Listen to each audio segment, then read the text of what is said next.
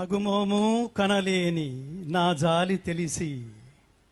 పరమాత్ముడు ఎంతటి భక్త సులభుడంటే అర్జునుడి ప్రార్థన మేరకి పరమాత్మ చెప్తాడు, భక్త్యా తు అనన్యయా శక్యః అహమేవం విధోర్జున జ్ఞాతుం ద్రష్టుంచ తత్వేన ప్రవేష్టుంచ పరంతప.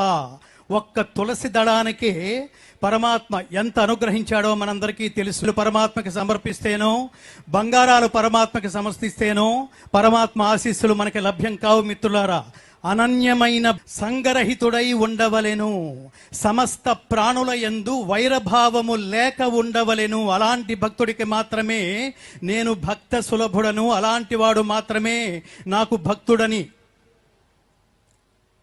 నేను భావించడానికి అర్హత ఉంటుంది. పుట్టినందుకు ఒక భగవద్గీత శ్లోకం మనం నేర్చుకోకపోతే భారతీయుడుగా, తెలుగువాడుగా మన అస్తిత్వాన్ని మనం ప్రశ్నించుకోవాల్సిన దుస్థితిలో ఉన్నట్టు లెక్క.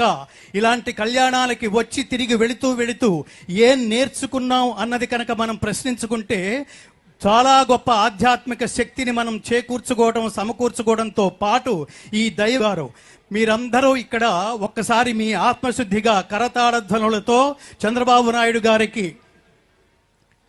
మీరు స్వాగతం పలకవలసిందిగా, మీ కరతాళధ్వనులతో వారిని ఆశీర్వదించవలసిందిగా, పరమాత్మ ఇచ్చిన శక్తుల్ని మరింత రెట్టించిన ఉత్సాహంతో స్వర్ణాంధ్రప్రదేశ్ విత్ ఇన్ నో టైం స్వర్ణాంధ్రప్రదేశ్ని, మన రాష్ట్రాన్ని స్వర్ణాంధ్రప్రదేశ్గా తీర్చిదిద్దటంలో ఆ మహానుభావుడు ఇప్పటికే తన జీవితాన్ని ప్రపంచానికి, తెలుగు ప్రపంచానికి అంకితం చేసిన నేపథ్యంలో ఇవాళ ఈ విశిష్టమైన కార్యక్రమం అమరావతి ఈ పట్టణంలో, ఈ అమరావతి వేదికగా ప్రపంచం ఆశ్చర్యపోయే, ప్రపంచం ఆనందించే గొప్ప స్థితికి తీసుకువెళ్లాలనే సంకల్పం ఈరోజు ఈ వేదిక మీద స్వామివారి సమక్షంలో జరగబోతోంది. అమరావతి అభివృద్ధికి ఈరోజు విశేషమైన పునాది పడబోతోంది.